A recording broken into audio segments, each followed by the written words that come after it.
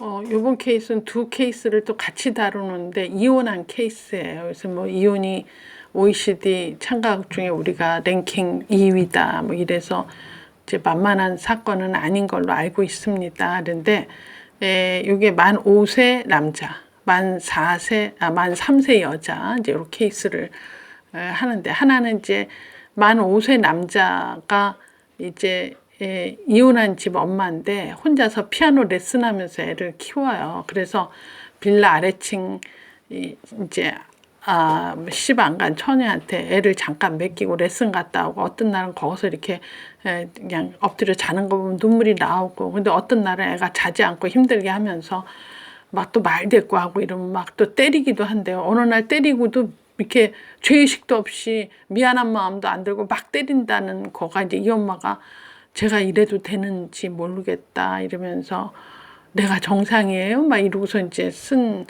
상담 내용이죠. 그래서 이건 들으면 참 갑갑해요. 그래서 이제 제가 이제 이혼에 대한 사례도 이렇게 보면, 이혼할 사유가 있는데도 못하는 이유가 이혼하고 나면 전부 빈곤층으로 간다는 통계로는 그래요. 무슨 이혼한 사람 중에 뭐 전문직에 있다 이런 사람 거기에 안 들어가겠지만, 대충은 이제 이혼할 생각 안 하고 잘 살아보려고 했는데 어찌어찌해서 이혼하게 됐다 그러면 갑자기 이제 남편이 주는 카드 못 쓰게 되고, 이러다 보면 거의 이제 빈곤화해서 헤어나질 못한다. 자, 이런 생각으로 이혼이 두려운 게 된 사람이 많아요. 그래서 이혼을 못하는 이유는 이혼 사유가 있어도 내가 빈곤하로 살 수는 없다. 이제 이렇게 결론 내리면 그것도 참 답답한 결론이긴 해도, 요 케이스는 어찌어찌해서 이제 아빠 없는 상태에서 애를 키워야 되고 배운 게 레슨밖에 없으니까 레슨을 하니까 막 이러다가 어느 날 실제로 경제적으로 힘들고 인적 자원, 물적 자원이 없이 지금 힘들게 애를 키우는 거가 됩니다. 그래서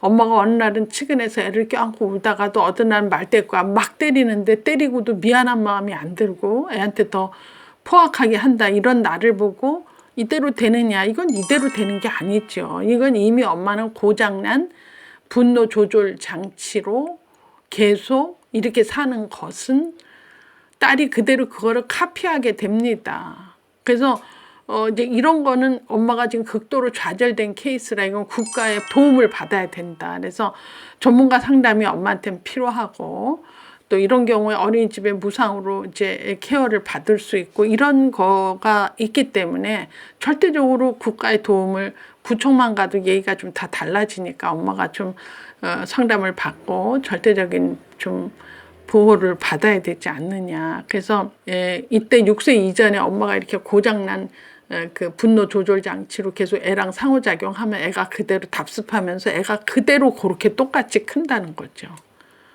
그래서 이 경우는 상당히 엄마가 이 분노 조절이 이제 고장이 났기 때문에, 그리고 고장난 분노 조절 장치를 이렇게 제대로 정상화 시키려면 상담이 필요하다. 이제 그 얘기를 제가 꼭 해주고 싶고요. 이제 한쪽에는 또 이혼한 케이스인데, 만 4세된 애는, 남자애는 시댁에 보내고 만 3세된 딸은 엄마가 데리고 사는 거죠. 근데 이 딸이 걸핏하면 아빠 어디 갔느냐, 언제 오느냐 맨날 물어보는데 얘한테 아빠랑 이혼했어 소리를 아직까지 못한 거죠. 그래서 아빠 회사 갔어. 회사 있어도 아빠가 우리 딸을 사랑하고 있지. 이게 언제까지 이럴 거냐는 거죠, 저는. 그래서 사실 이혼했다 안 했다는 굉장히 중요한 사실이에요. 그래서 이거를 나는 숨길 수는 없다고 생각을 합니다. 그래서 이제 제 생각은 적절할 때 상당히 자세한 얘기를 해줄 필요는 있지만, 이게 이혼했는데 아니라고 얘기하는 것은 나는 옳지 않다고 생각이 들어요. 그래서 이제 그런 얘기를 해줘야 되고, 또 우리는 지금 이혼을 했어도 지속적인 관계를 서로 가져야 돼요. 왜냐하면 생모고 생보기 때문에 그거는 꼭 해야 되는 관계죠. 뭐 둘의 문제지 애하고는 아무런 문제가 없잖아요. 요새 뭐 우리 이혼했어요 이런 TV 프로그램 저 감동으로 보고 울기도 하는데, 난 저 프로그램이 어디로 갈까 생각하면 그래도 둘의 문제 때문에도 그렇지만 둘의 문제 말고 시댁의 문제 때문에 헤어져야 되고 뭐 여러 가지 사건 사고가 많은데, 그럼에도 불구하고 그 애들의 엄마 아빠 역할은 해야 된다고 저는 생각해요. 지구가 끝날 때까지 그 엄마 아빠 역할은 난 반드시 해야 된다고 생각해. 그래서 그런 일들에 대한 거에 굉장히 고무적인 프로그램이다. 물론 이혼하면 꼴도 보기 싫고 만나기도 싫고 그쪽에도 못 가게 하고 얘기도 못 하게 하고 하는 그런 게 그동안에 있어 왔다면, 지금은 그렇게 하는 것이 과연 그 한 아이가 제대로 성장하는데 꼭 그래야만 되느냐는 한 번쯤 되짚어 봐야 된다. 또 미국 같은 경우는 뭐 이런 이혼 사례가 예전부터 많았기 때문에 그런 연구들도 상당히 많습니다. 그래서 그런 거를 나는 좀 이렇게 뭐랄까 다시 한번 좀 재조명하는 그런 프로그램은 고무적이다 이렇게 생각이 들죠. 그래서 이 경우는 이혼을 했어도 아빠하고 지속적인 관계를 갖도록 해줘야 되고, 예를 들어 이 딸아이가 아빠를 찾으면 나 같으면 전화라도 해서 목소리 듣게 해주고, 아니면 주말에 아빠랑 만나서 어디 갔다 오면서 맛있는 거 먹게끔 도와주고, 뭐 큰 돈 안 들여도 할 수 있잖아요. 이렇게 해서 아빠하고 관계는 지속적으로 관계를 갖다가, 사실은 엄마랑 아빠랑 지금 이렇게 돼서 따로 떨어져 있다. 왜냐하면 너도 친한 친구하고 싸우면 당분간 이렇게 보기 싫은 게 있잖아. 아빠도 그런, 엄마랑 아빠랑 그런 사이야. 그렇지만 엄마 아빠는 그래도 너도 사랑하고 이제 네 오빠도 사랑한다. 이런 얘기를 끊임없이 해줘야 되죠. 끊임없이 얘기해주면 애들이 믿어요. 근데 막 그딴 얘기 하지 말라고. 제일 안 좋은 케이스가 그런 거죠. 뭐 아빠하고 있는 이제 시댁에 있는 아들한테 니네 아빠는 아직도 술이냐? 맨날 술이냐? 이런 식으로 상대방 배우자를 이렇게 비난하는 쪽의 얘기는 하지 말라 그러죠.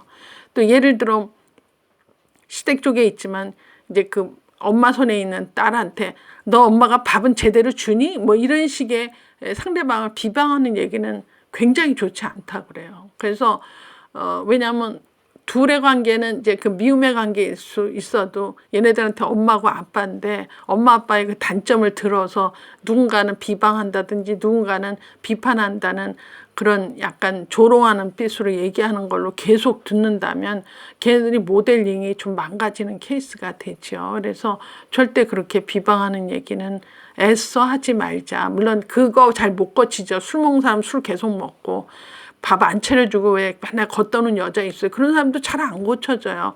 그렇다고 해서 그거를 애한테 그렇게 얘기를 하는 것은 애한테 별로 교육적이지 않다. 이제 이런 얘기를 하죠.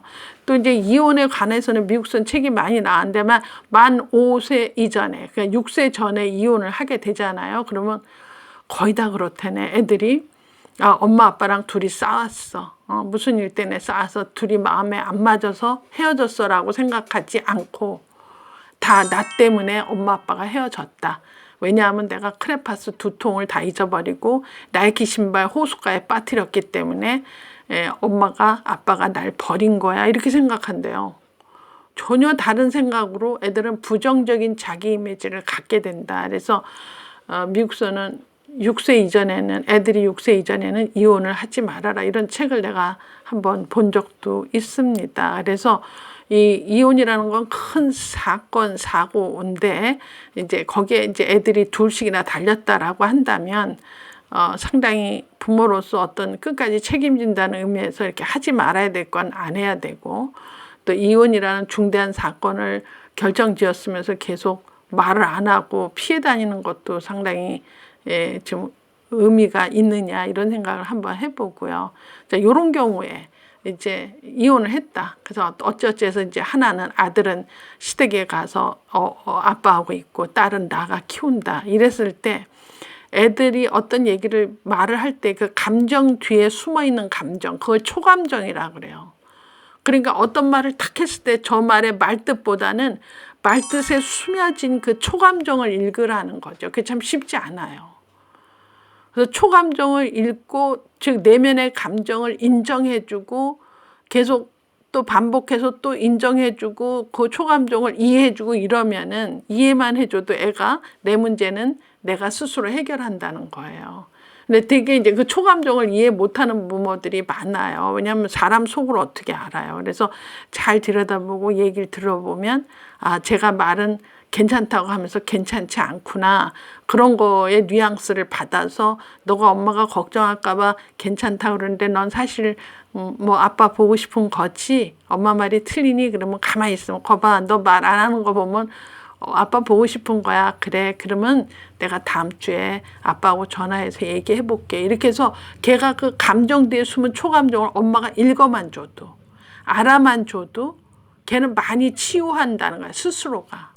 근데 이거를 잘 못 읽어주면 상당히 어렵죠. 그래서 사실 이혼도 쉬운 결정은 아니지만 이혼한 가운데 애를 잘 키운다는 것은 더 어렵다. 그래서 어렵지만 방법은 또 감정 뒤에 숨은 그 초감정을 잘 읽어주면 애가 내 속을 읽어주는 엄마 아빠 때문에 많이 자기가 이렇게 치료가 되고 치유가 된다고 합니다. 그래서 요거는 참 어려운 가정의 얘기지만 또 한 번쯤은 우리가 귀담아 들을 수 있는 얘기라고 생각이 들죠.